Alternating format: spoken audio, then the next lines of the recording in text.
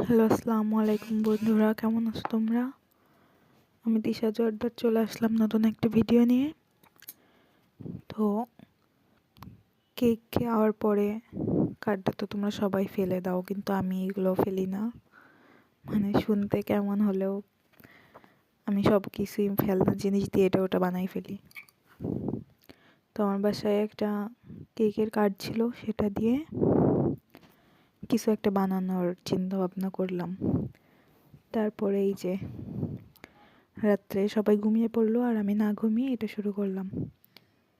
তো আস্তে আস্তে করলাম। বাসায় টুকিটাকি যা জিনিস ছিল, অল্প অল্পই ছিল, সেগুলো সব দিয়ে একটা ওয়ালমেট বানাই ফেললাম। তো কেমন হয়েছে তোমরা অবশ্যই জানিও। আর তোমরাও নেক্সট টাইম কেক খাওয়ার পরে মানে কার্ডটা না ফেললেই ভালো হয়, এটা দিয়ে যদি কিছু বানাতে পারো তো অবশ্য ভালোই লাগবে। এই যে আমি একটা জিনিস বানাই ফেললাম, দেখো কত সুন্দর হয়েছে। এভাবে তোমরাও বানিয়ে ফেলতে পারো। সুন্দর হয়নি?